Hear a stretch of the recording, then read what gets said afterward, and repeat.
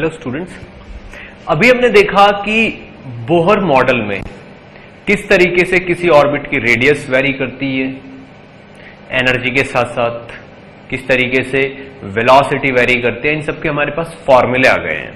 तो हाइड्रोजन और hydrogen like atoms के लिए बोहर ने जो थ्योरी दी है उसके अकॉर्डिंग हम अब कुछ क्वेश्चंस करेंगे। अब बोहर के अकॉर्डिंग उसने क्या बताया कि अगर ये न्यूक्लियस है और ये फर्स्ट ऑर्बिट है, this is n is equal to 1, ये सेकेंड ऑर्बिट है, this is n is equal to 2, ये थर्ड ऑर्बिट है, this is n is equal to 3, और इसके बाद मान लीजिए ये फोर्थ ऑर्बिट है, n is equal to 4 and so on. इस तरीके से this is nucleus.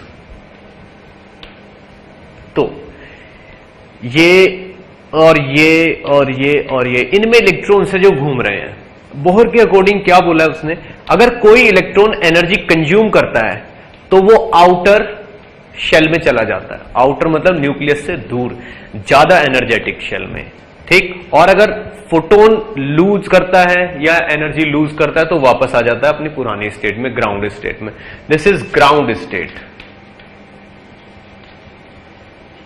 This is first excited state, this is second excited state and this is third excited state।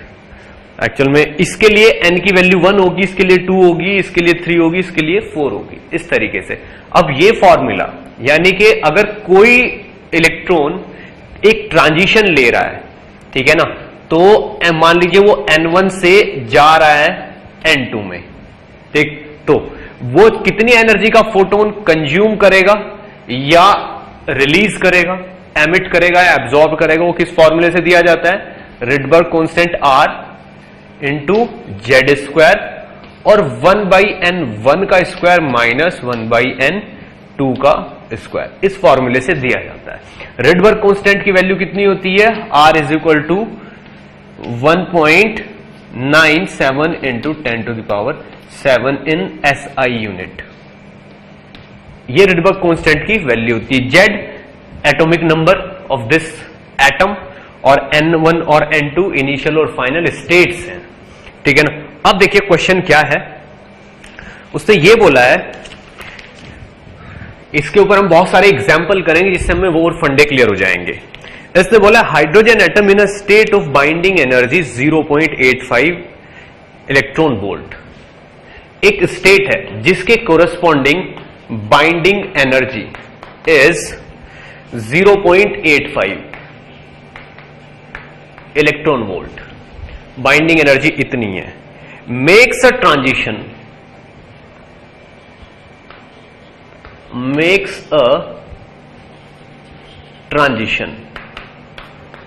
To the state where excitation energy is 10.2, makes to a state for which excitation energy is 10.2 electron volt. इतनी excitation energy है इसके लिए। अब ये बोल रहा है find the energy and wavelength of photon emitted, find energy and lambda of photon। ये आप ये देखिए, binding energy is equal to 0.85 electron volt. किस एनर्जी, किसके लिए और किसकी बात कर रहा है, हाइड्रोजन एटम की बात कर रहा है। He is talking about hydrogen atom, और हाइड्रोजन एटम के लिए जेड की वैल्यू 1 होती है, ठीक है ना। इसका मतलब यह हुआ कि इस स्टेट की एनर्जी कितनी होगी, -13.6 बाई n का स्क्वायर इंटू 1 का स्क्वायर। ये जेड इज इक्वल टू 1 है फॉर हाइड्रोजन। हाइड्रोजन के लिए अगर मैं देखूं तो ये वाली चीज कितनी है, 0.85 इज इक्वल टू, यानी कि ये माइनस में माइनस माइनस ही है, ये इसका मीनिंग यहां पे माइनस ही है, तो that is 13.6 by n square. तो यहां से मुझे n की वैल्यू मिल जाती है 2। 13.6 को अगर मैं 4 से, n की वैल्यू कितनी मिल जाती है 4, n की वैल्यू कितनी मिलेगी मुझे 4, n इज इक्वल टू 4 मिली मुझे। यानी कि वो initially n is equal to 4 में है और फिर वो ऐसी स्टेट यानी कि n1 इज इक्वल टू कितना आ गया 4, ये मेरे पास मुझे पता चल चुका है। अब ये किस n पे ट्रांजिशन लेता है, n2 इज इक्वल टू क्या है वो किससे पता चल रहा है, excitation energy is equal to 10.2। Excitation energy is difference of energy. देखिए एक्साइटेशन एनर्जी का मीनिंग क्या होता है, एक्साइटेशन एनर्जी, इसका मीनिंग क्या है कि इस स्टेट से उस स्टेट में जाने के लिए इतनी एनर्जी चाहिए, दिस इज एक्साइटेशन एनर्जी। और यहां पे एक्साइटेशन एनर्जी कितनी है 10.2। अब आप खुद देखिए n इज इक्वल टू 1 के अकॉर्डिंग एनर्जी होती है 13.6, n इज इक्वल टू 2 के अकॉर्डिंग एनर्जी होती है 3.4, n इज इक्वल टू 3 के अकॉर्डिंग एनर्जी होती है आपकी 1.51, n इज इक्वल टू 4 के अकॉर्डिंग एनर्जी होती है कितनी 0.85 एंड सो ऑन। तो एक्साइटेशन एनर्जी यानी कि किस स्टेट का डिफरेंस इतना है। अब n इज इक्वल टू 2 में है और वो एक्साइटेशन एनर्जी का मतलब ये है energy with respect to ground state, यानी ग्राउंड स्टेट से उस स्टेट में पहुंचाने के लिए जितनी एनर्जी चाहिए दैट इज एक्साइटेशन एनर्जी। अब एक्साइटेशन एनर्जी कितनी है यहां पे 10.2, तो डेफिनेटली ये वाला सेट है। आप देखिए 13.6 में से 3.2 करेंगे तो डिफरेंस कितना है 10.2, ठीक है ना, ये कितना डिफरेंस है 10.2। इसका मतलब यहां पे वो n इज इक्वल टू 2 पे, n2 इज इक्वल टू 2 पे ट्रांजिशन ले रहा है, यानी उसका transition n1 is equal to 4 से n2 इज इक्वल टू 2 पे है। और डेफिनेटली वो न्यूक्लियस की तरफ ट्रांजिशन ले रहा है। अगर वो न्यूक्लियस की तरफ ट्रांजिशन ले रहा है तो डेफिनेटली उसमें से फोटोन निकल जाएगा। अब ये जो फोटोन निकलेगा, ये जो फोटोन इसमें से निकलेगा, इसकी वेवलेंथ पूछी है हमसे और एनर्जी पूछी है। तो वेवलेंथ और एनर्जी का रिलेशन किस तरीके से निकालते हैं वो ये फॉर्मूला दिया हुआ है, ठीक है ना। वेवलेंथ के लिए फॉर्मूला क्या है 1/λ is equal to Rydberg constant into 1/n1 का स्क्वायर माइनस 1/n2 का स्क्वायर। 1/λ इज इक्वल टू होगा 10 9 7 इंटू 10 टू द पावर 7 और 1/2 का स्क्वायर माइनस 1/4 का स्क्वायर। तो यहां से लैम्डा की वैल्यू निकल आती है कितनी, लैम्डा की कुछ वैल्यू निकल आएगी यहां पे, जो भी होगी कैलकुलेशन के बाद पता चल जाएगी।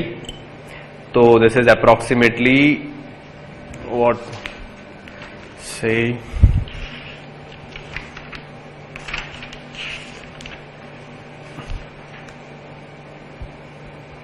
कोई नहीं, इस एनर्जी को आप कैलकुलेट भी कर सकते हो, तो इसको कैलकुलेट करके देखिए जो भी होएगा वही यहां पे आंसर हो जाएगा, ठीक है ना। आप कैलकुलेट करिए, कुछ टाइम के बाद मैं आपको इसका आंसर बताऊंगा।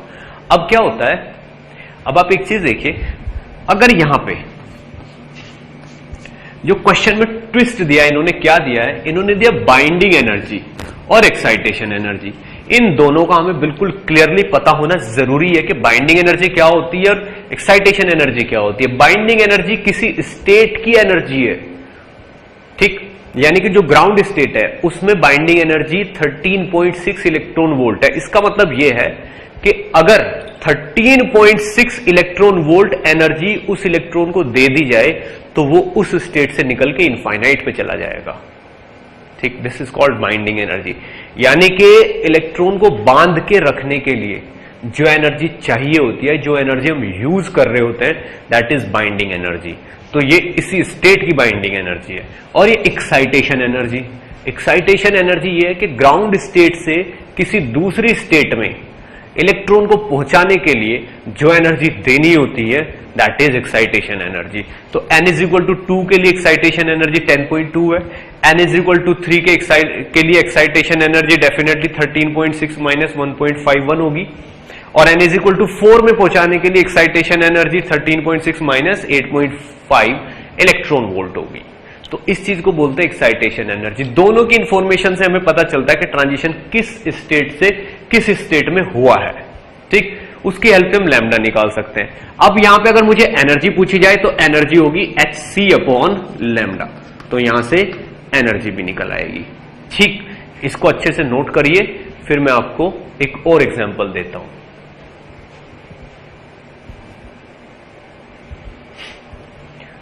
ओके, तो इस बोर्स मॉडल के अकॉर्डिंग कुछ लाइंस भी होंगी स्पेक्ट्रम में, मतलब जब भी कोई ट्रांजिशन होगा, मान लो n1 इज इक्वल टू 2 से n1 इज इक्वल टू 1 पे हो रहा है, तो एक ही लाइन एग्जिस्ट करेगी। लेकिन n इज इक्वल टू 3 से n इज इक्वल टू 2 पे हो रहा है, या मैं एक एग्जांपल ले लेता हूं कि n इज इक्वल टू 4 से ट्रांजिशन करा रहे हैं हम n इज इक्वल टू 1 पे, ठीक है ना। तो अगर ये न्यूक्लियस है और यहां पे ये इस तरीके से स्टेट्स हैं,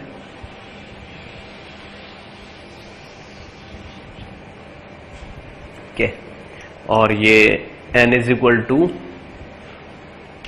1, ये n इज इक्वल टू 2, ये n इज इक्वल टू 3 और ये n is equal to 4।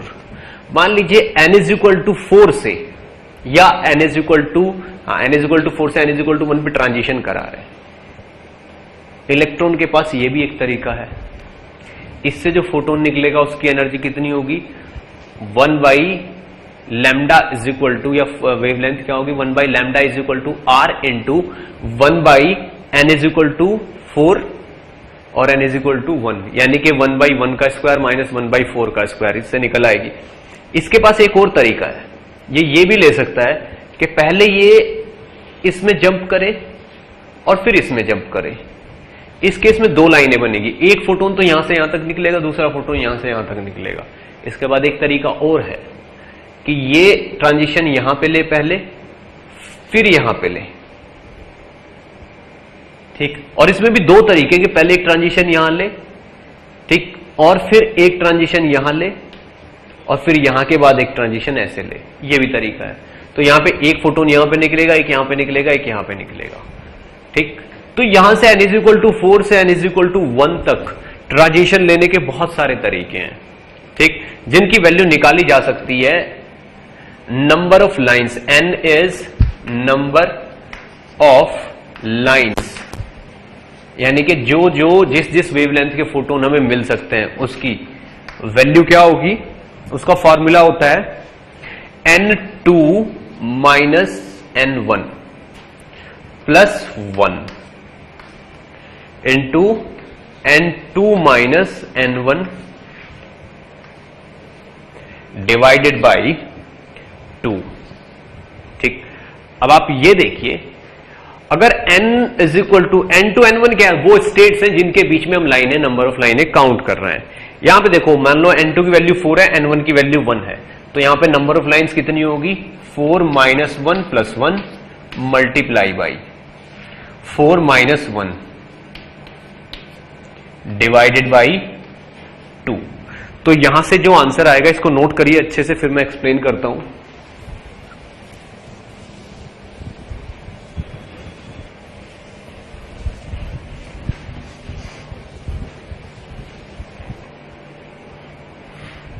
Okay, तो यहां से कैलकुलेशन की जाए तो कैलकुलेशन कितनी आएगी, 4 माइनस 1 प्लस 1 यानी कि 4 into 3 divided by 2 is equal to 6। Number of lines कितनी है, 6। आप काउंट करके देख सकते हो, 1 2 3 4 5 6, 6 हो गई। ये वाली लाइन रिपीटिशन है इसका, ये वाली और ये वाली लाइन तो सेम है, इसलिए या तो ये काउंट कर लो या फिर ये काउंट कर लो। तो 6 टाइप की लाइंस इसमें क्रिएट होंगी, जो कि यहां से पता चल रहा है हमें, ठीक। तो 1 2 3 4 5 और 6, ये कोई नहीं है क्योंकि ये रिपीटिशन है, ये और ये सेम चीजें हैं। तो 6 अलग अलग टाइप की हमको लाइनें मिलेंगी। लाइनें मतलब कोरेस्पॉन्डिंग वेवलेंथ्स, क्योंकि जो स्पेक्ट्रम होता है उसमें एक वेवलेंथ से एक लाइन बनती है, तो हमें 6 टाइप की वेवलेंथ मिल जाएंगी यहां पे। n इज इक्वल टू 4 से n इज इक्वल टू 1 पे, यानी कि n इज इक्वल टू 4 से n इज इक्वल टू 1 पे अगर आप ट्रांजिशन लोगे तो नंबर ऑफ लाइंस कितनी आएंगी, 6। अब इसी तरीके से n इज इक्वल टू 3 से अगर 1 पे ट्रांजिशन लेंगे तो नंबर ऑफ लाइंस कितनी आएंगी 3 माइनस 2 प्लस 1,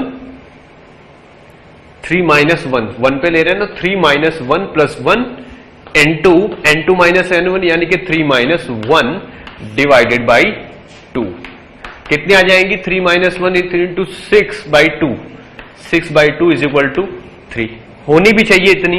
कैसे देखते हैं इतनी बनती है कि नहीं बनती है। तो न्यूक्लियस हुआ, this is ground state, n is equal to 2, n is equal to 3 और n is equal to 4। This is n is equal to 1, n is equal to 2, n is equal to 3 और n is equal to 4। यहां से transition लेना, तो एक तरीका तो ये रहा, एक टाइप की लाइन बन गई, दूसरे टाइप की लाइन ये और ये हो गई। तो कितने टाइप की लाइन बनी 1, 2 और 3, बस 3 हो सकती है और कोई केस पॉसिबल ही नहीं है। तो n इज इक्वल टू 3 से अगर 1 पे ट्रांजिशन लेना तो 1, 2 और 3, 3 टाइप के फोटोन निकलेंगे। तो स्पेक्ट्रम में 3 लाइनें मिलेंगी हमें। ठीक, अब स्पेक्ट्रम क्या होता है। ठीक, देखिए स्पेक्ट्रम क्या होता है। स्पेक्ट्रम देखिए, जब कोई फोटोग्राफिक प्लेट होती है, अगर उस पर कोई फोटोन गिरता है तो उस पर एक लाइन बन जाती है। ठीक, और वो लाइन व्हाइट होती है या फिर ब्लैक होती है। ठीक है ना। तो हम ये मानते हैं, मान लीजिए ब्लैक कलर की हमारे पास एक शीट है फोटोग्राफिक प्लेट, उस पर कोई भी एनर्जी गिरेगी तो एक व्हाइट कलर की लाइन बन जाएगी। ठीक, और उस लाइन की थिकनेस, ठीक, और उसकी ब्राइटनेस इंटेंसिटी को बताएगी कि कितना इंटेंसिटी है। तो इस तरीके से स्पेक्ट्रम दो तरीके से बन सकता है। दो टाइप के स्पेक्ट्रम होते हैं, एक तो एब्जॉर्प्शन स्पेक्ट्रम और दूसरा एमिशन स्पेक्ट्रम। एमिशन स्पेक्ट्रम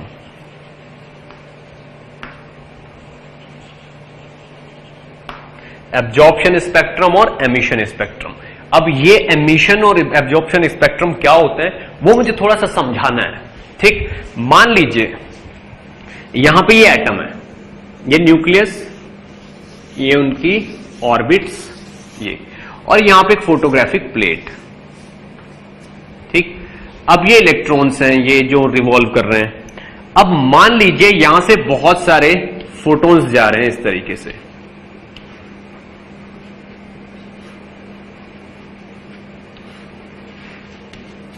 ये फोटॉन्स जा रहे हैं बहुत सारे इस तरफ, और मान लीजिए ये जाते जाते एक फोटोन, ये वाला फोटोन मान लीजिए ये वाला इलेक्ट्रॉन एब्जॉर्ब कर लेता है। ठीक, तो यहां पे ये वाला फोटोन एब्सेंट हो जाएगा इस जगह। अगर आप देखो बाकी सब जगह लाइट पड़ रही है, यहां पे सब जगह फोटोन है, तो ये फोटोन जैसे ही फोटोग्राफिक प्लेट पे गिरेंगे, दिस इज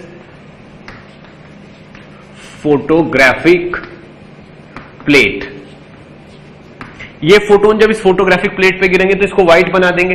अब एक फोटोन ऐसा जो इलेक्ट्रॉन ने कंज्यूम कर लिया है, वो फोटोन इस पे नहीं गिरेगा, इसलिए यहीं पे एक व्हाइट लाइन आ जाएगी, ये इसके कॉरस्पॉन्डिंग एक लाइन आ जाएगी, ये वाली। तो ये कैसा स्पेक्ट्रम बन गया, एमिशन स्पेक्ट्रम। एमिशन नहीं, एब्जॉर्प्शन स्पेक्ट्रम बन गया ये, क्योंकि एक फोटोन इसने एब्जॉर्ब कर लिया। तो ये कैसा स्पेक्ट्रम बन गया, एब्जॉर्प्शन स्पेक्ट्रम। ठीक, तो यहां से एक फोटोन ऑलरेडी आ रहा था, दीज आर फोटोन्स।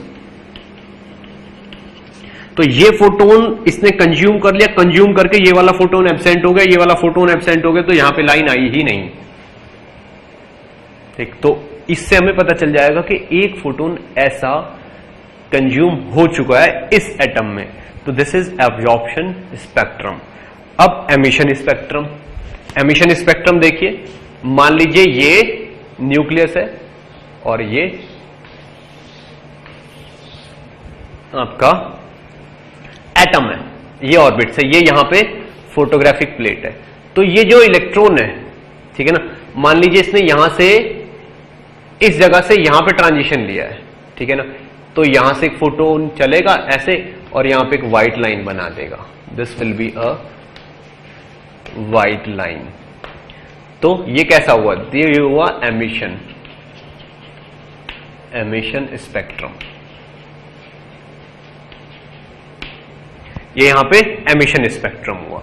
तो इस तरीके से यहां पे जो एनर्जी होगी वो इस तरफ जाएगी और यहां से एक फोटोन निकल के एच न्यू एनर्जी का फोटोन निकल के यहां पे एमिशन स्पेक्ट्रम बना देगा। ठीक, तो यहां पे कैसी लाइन बनेगी? व्हाइट लाइन, और ये कैसी लाइन बनेगी? Dark line.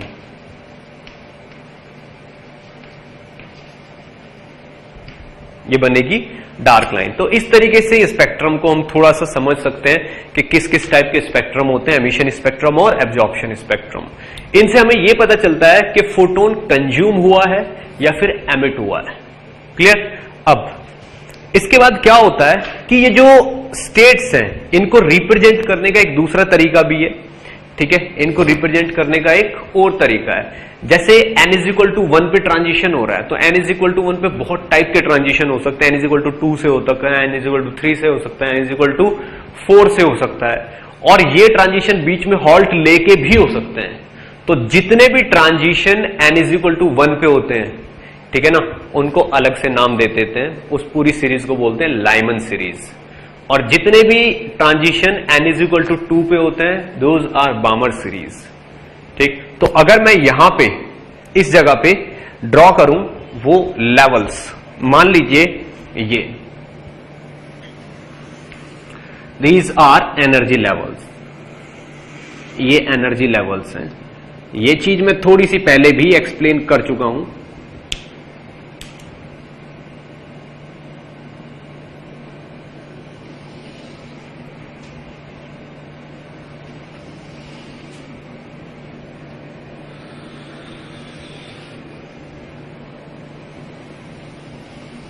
इस तरीके से this is n is equal to 1, this is n is equal to 2, this is n is equal to 3, this is n is equal to 4, and this is n is equal to 5, 6 and 7 and so on. इस तरीके से तो जितने भी transitions मान लीजिए कहीं से भी हो रहे हैं, n इज इक्वल टू 1 पे हो रहे हैं, यहां से हो रहा है, यहां से हो रहा है, यहां से हो रहा है, ठीक है ना, या फिर यहां से होके यहां से कहीं से भी होके हो रहा है, तो ये पूरा का पूरा group is Lyman series.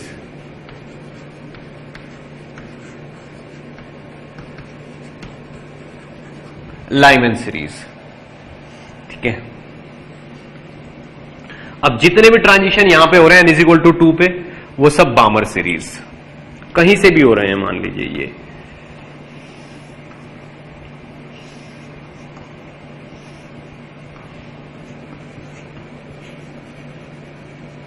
Balmer series जो यहां पे हो रहे हैं,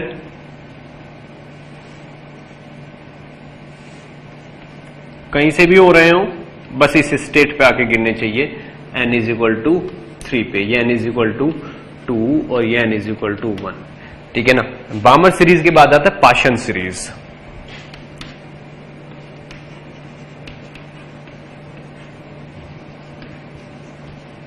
और इसके बाद फिर और भी बहुत सारे ट्रांजिशन होंगे जो यहां पे हो रहे होंगे इस जगह पे।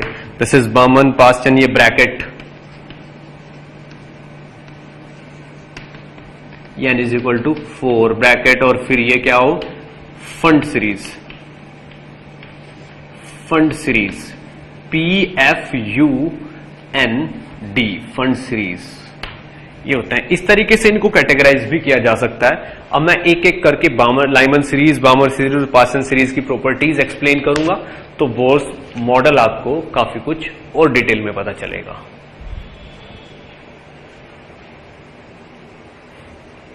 ओके, तो अब मैं कुछ प्रॉपर्टीज एक्सप्लेन करूंगा लाइमन सीरीज की, ठीक है। देखिए, तो energy levels of hydrogen atom, तो मैं हाइड्रोजन एटम के लिए कुछ इन सीरीज की प्रॉपर्टीज एक्सप्लेन करूंगा। ये आपको याद रखनी है, कभी कभी पूछ ली जाती हैं। तो सबसे पहली series is Lyman series.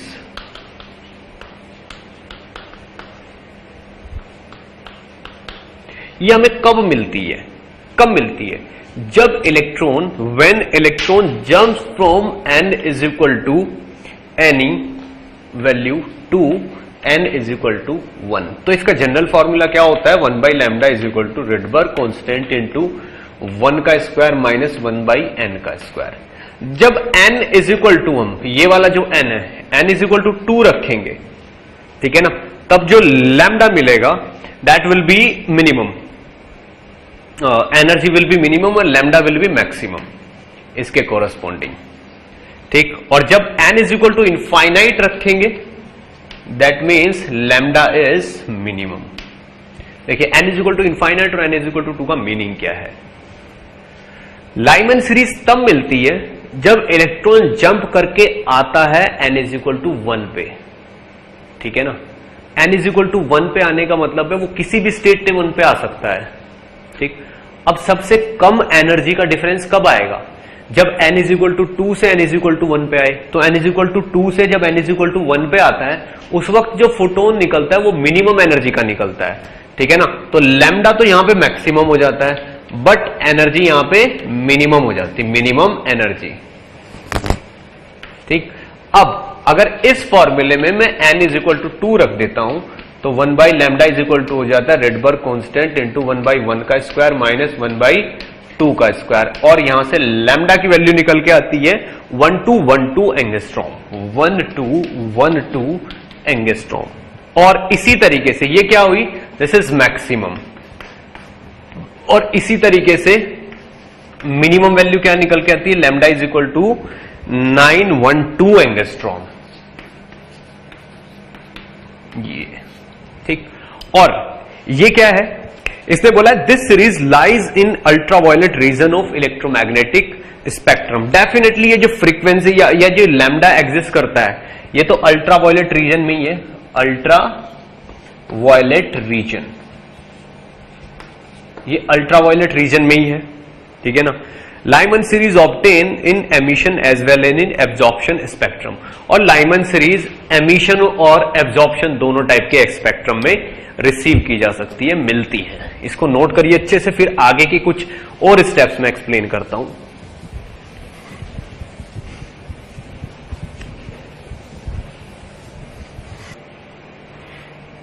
Okay, अब सेकेंड टाइप का क्या है, बामर सीरीज।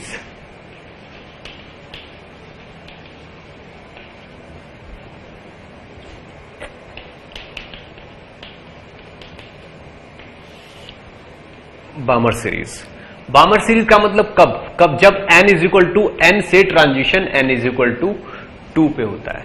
तो इसके लिए जनरल फॉर्मूला क्या हो जाएगा, 1 by lambda is equal to r into 1 by 2 का स्क्वायर माइनस 1 बाई n का स्क्वायर।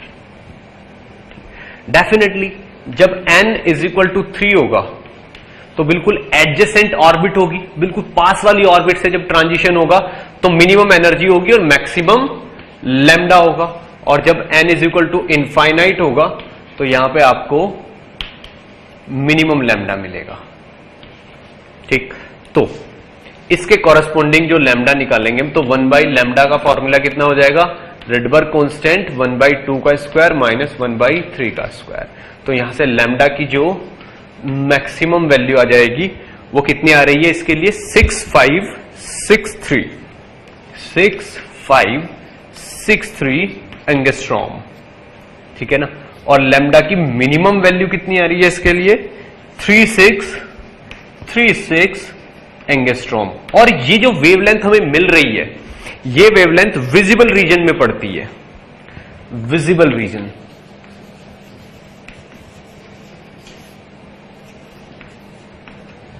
ठीक है ना, विजिबल रीजन में। This series is obtain in emission spectrum only, केवल एमिशन स्पेक्ट्रम ही इसमें पॉसिबल है, ठीक। Absorption lines corresponding to Balmer series does not exist, ठीक है ना, एग्जिस्ट नहीं करती या फिर बहुत ही वीक होती हैं, ठीक। तो ये अल्ट्रावायलेट रीजन में पड़ती है, इसकी जो वेवलेंथ है, और मैक्सिमम और मिनिमम इतनी होती है, ओके। इसके बाद आती है तीसरे नंबर में Paschen series.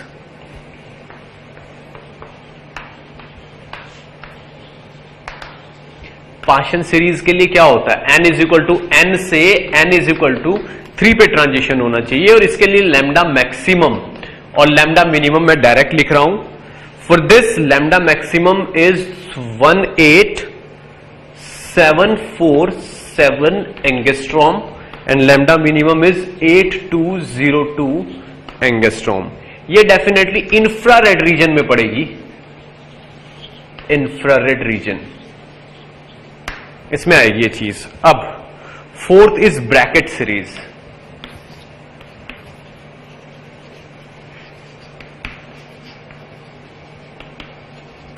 Fourth is Brackett series. n is equal to n से n इज इक्वल टू 4 पे जब ट्रांजिशन होता है तो उस सीरीज को ब्रैकेट सीरीज बोलते हैं। इसके लिए लैम्डा मैक्सिमम कितना होगा, ये चीजें आपको याद रखनी है, एज ए इंफॉर्मेशन पूछी जा सकती हैं। 40477 एंगस्ट्रॉम और lambda minimum is 8202 angstrom, approximately 8202 angstrom. और ये भी आपका इंफ्रारेड में ही पड़ेगा, ठीक। इसी तरीके से फुंड सीरीज और आगे की सीरीज है जिनकी आपको डेटाज याद रखने हैं। क्लियर? इन चीजों को आप अच्छे से नोट करिए, फिर हम आगे बढ़ते हैं। ओके, तो अब ये जो बोहर्स मॉडल है इसके ऊपर एक क्वेश्चन देखिए, बड़ी अच्छा क्वेश्चन है। देखिए इसने कहा है hydrogen like atom of atomic number Z. Question में इसने क्या बोला है, बिल्कुल ध्यान से देखिएगा। एक हाइड्रोजन एटम की बात हो रही है जिसका एटॉमिक नंबर जेड है,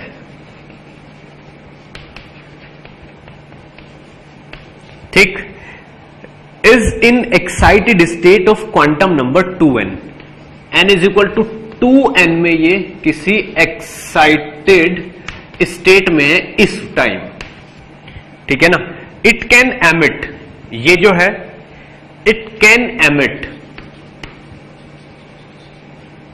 it can emit maximum energy photon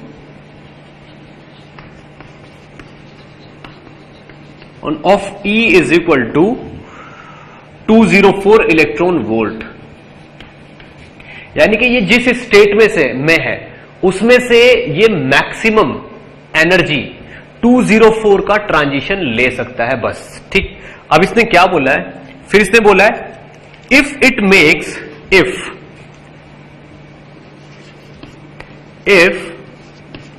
it makes a transition from 2n to n, तो delta E is 40.8 electron volt. अगर ये 2n से n पे 2n से n इज इक्वल टू 1 पे ट्रांजिशन लेगा तब जाके मैक्सिमम एनर्जी का फोटोन निकलेगा, तो उस केस में ये इतनी एनर्जी का फोटोन निकाल रहा है, और अगर ये 2n से n पे ट्रांजिशन ले तो इतने का निकालेगा, ठीक है।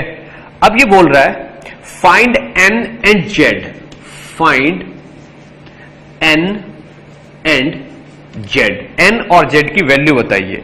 Also calculate minimum energy that can be emitted during the excitation, और ground state energy of hydrogen atom is -13.6 electron volt. ये दिया हुआ है। अब मुझे क्वेश्चन सॉल्व करना है। देखिए किस तरीके से सॉल्व करना है इसको।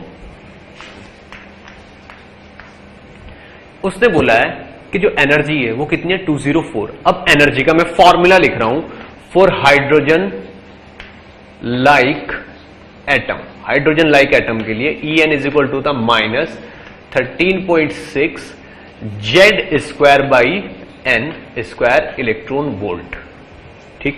अब आप ये देखिए, अगर वो 2n से मैक्सिमम एनर्जी का फोटोन कब निकलेगा, जब वो 2n से एक्साइटेशन लेगा, n is equal to 1, de-excitation, यानी कि ये वो नीचे गिर रहा है। इस केस में मैक्सिमम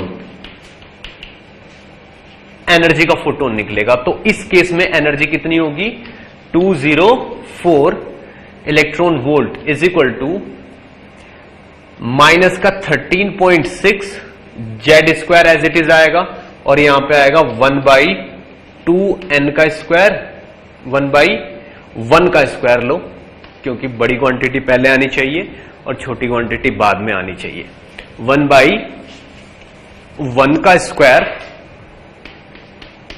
माइनस 1/2n का स्क्वायर, ये इक्वेशन लिखी जा चुकी है। अब वो कह रहा है कि अगर ट्रांजिशन ये n is equal to n पे ले तो वो कितना हो जाएगा, माइनस का 13.6 Z square into 1 by n का स्क्वायर माइनस 1 बाई 2n का स्क्वायर, ये होगा। इन दोनों इक्वेशंस को डिवाइड कर देते हैं, इक्वेशन नंबर 1, इक्वेशन नंबर 2। तो दोनों इक्वेशंस को डिवाइड करने से देखिए, ये वाली चीज को इससे डिवाइड करेंगे, 13.6 से 13.6 कट जाएगा, जेड स्क्वायर से जेड स्क्वायर कट जाएगा, काफी सारी चीजें कटने के बाद हमारे पास इक्वेशन आएगी 4n square minus 1 divided by 3 is equal to 4। तो यहां से मेरे पास n की वैल्यू 2 आ जाएगी, ठीक। और जब मैं ये n की वैल्यू 2 इस इक्वेशन में डालूंगा, किसी भी इक्वेशन में डाल दो, इसमें डाल दो, तो n की वैल्यू अगर 2 है तो वापस इसको पुट करेंगे तो z की वैल्यू आपको 4 मिल जाएगी। यही आपका आंसर भी होगा, n is equal to 2, z is equal to 4। तो ये जो क्वेश्चन हुआ इसमें हो क्या रहा है, जो इलेक्ट्रॉन है, ठीक, वो n is equal to 2n से n इज इक्वल टू 1 पे ट्रांजिशन ले रहा है, यानी कि n इज इक्वल टू 4 से n इज इक्वल टू 1 पे ट्रांजिशन ले रहा है। तो मैक्सिमम एनर्जी निकल रही है, दैट मीन्स मिनिमम लैम्डा निकल रहा है, ठीक है ना। अब मिनिमम लैम्डा कितना होगा, यानी कि hc upon lambda is equal to minus Rydberg constant is 1.97 into 10 to the power 7 into क्या 1 बाई 1 का स्क्वायर माइनस 1 बाई 4 का स्क्वायर इंटू जेड का स्क्वायर। तो यहां से आपके पास लैम्डा की वैल्यू निकल आएगी। hc को अगर मैं 1 रख दूं तब जाके इक्वेशन बनती है, तो लैम्डा की वैल्यू यहां पे कुछ निकल आएगी। लैम्डा इज इक्वल टू आ जाएगा अप्रोक्सीमेटली, मतलब लैम्डा आप निकाल सकते हो कुछ भी, पर कॉरेस्पॉन्डिंग जो मैक्सिमम एनर्जी है, energy is hc upon lambda. तो ये जो मैक्सिमम एनर्जी है इसकी वैल्यू अप्रोक्सीमेटली 217.6 इलेक्ट्रॉन वोल्ट आ जाएगी, जो ग्राउंड स्टेट की एनर्जी है। क्लियर, इसको बहुत अच्छे से नोट करिए, फिर हम आगे बढ़ेंगे।